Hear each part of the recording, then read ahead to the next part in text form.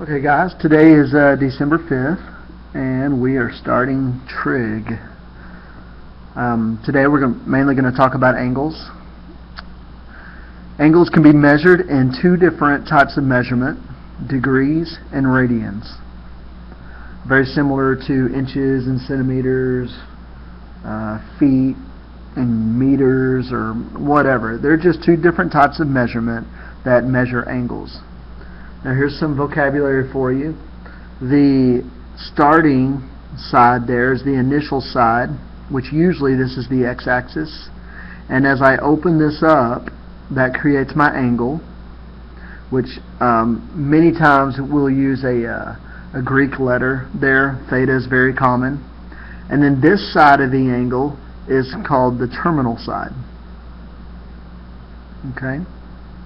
Now, the positive x-axis right there is considered to be 0 degrees, and as I move counterclockwise, there's 90 degrees, there's 180, there's 270, all the way around to 360. So as I move counterclockwise, those are your positive angles, and if I start at 0 here and I move clockwise, then I have negative angles. So 0, negative 90, negative 180, negative 270, all the way around to negative 360. So the question is, what quadrant are these angles in? Well, 77 degrees is less than 90. It's positive, so that tells you that it goes counterclockwise. So right up here, 77 would be in quadrant 1. Negative 48 moves clockwise down this way. It's just a little over halfway between 0 and negative 90, so it's in quadrant 4. 181, as I move counterclockwise, would be just past 180, so we would then be in quadrant 3. And negative 110, as I move clockwise, would be just past negative 90, so that would be in quadrant 3 as well. Now, the definition of a radian. An angle of 1 radian has an arc length equal to the radius of a circle. An angle of 1 radian has an arc length equal to the radius of a circle. So what that means is, if I've got a circle here, if I start right here, which is my initial side, that length of the radius, as I move around the circumference of a circle, as that distance of the radius equals the distance of the arc length, that creates exactly 1 radian. And we're talking about the angle on the inside here. So that angle, instead of saying degrees, so many degrees, that angle right there measures exactly 1 radian because the radius equals the arc length. If I go all the way around, that's considered to be 2 pi radians, or approximately 6.28 radians.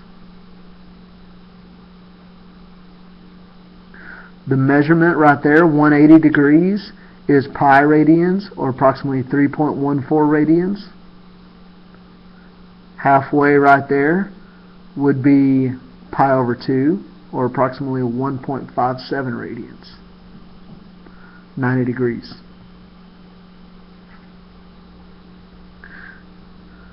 Now if I convert 135 degrees to radians, then I'm going to multiply pi over 180. See, the thing is, we want to be able to cross out degrees. If I'm trying to go from degrees to radians, then I need the degrees to cross out, so I need 180 on the bottom. The degrees cross out, I get 135 pi over 180, which reduces down, simplifies to 3 pi over 4. So 135 degrees equals 3 pi over 4. And then here's the other way. If I want to convert 2 pi over 3 to degrees, then this time my pi's need to cross out. So I'm going to multiply by 180 degrees over pi. Your pi's will cross out, and you get 360 degrees over 3, which is 120 degrees. So that's how you would convert back and forth.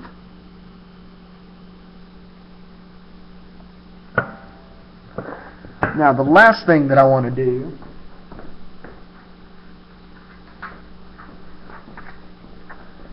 is I want to go over a unit circle with you, just briefly, and kind of show you the, first of all, the favored angles are pi over 6, pi over 4, pi over 3, and pi over 2. All of that takes place in the first quadrant. So the reason we call those favored angles is because once you get those, then the rest of the entire circle, all the other angles will be pretty easy to figure out from there. Okay? I'm going to start with this dotted line right here. If you look at these dotted lines, each one of those is about 1/6 of this semicircle. Okay, I've got 1 6, 2 6, 3 6, 4 6, 5 6, and 6 6. So if you understand fractions, you can count around the unit circle in that same manner. You can think of this first dotted line as 1 pi over 6. This is 2 pi over 6, which is the same as pi over 3. This is 3 pi over 6, which is the same as pi over 2. 4 pi over 6, which is 2 pi over 3, 5 pi over 6, and 6 pi over 6, which is the same as pi. And then you can just keep going. You can go, if that's 6 pi over 6, this is 7 pi over 6. This is 8 pi over 6, which is 4 pi over 3. 9 pi over 6, which is 3 pi over 2. 10 pi over 6, which is equivalent to 5 pi over 3. 11 pi over 6, and then the last one would be 12 pi over 6, which is the same as 2 pi. And then you can do the same thing with your fourths. See these solid lines? This section right here is 1/4 of a pi. This one would be 2/4. So we've got 1 pi over 4, 2 pi over 4. Whoops, sorry. This is 1/4. So 1 pi over 4, 2 pi over 4, 3 pi over 4, and 4 pi over 4. So 2 pi over 4 is the same as pi over 2. So again, you get pi over 2 for 90 degrees. 4 pi over 4 is the same as pi, which is 180 degrees. And then you can just keep going.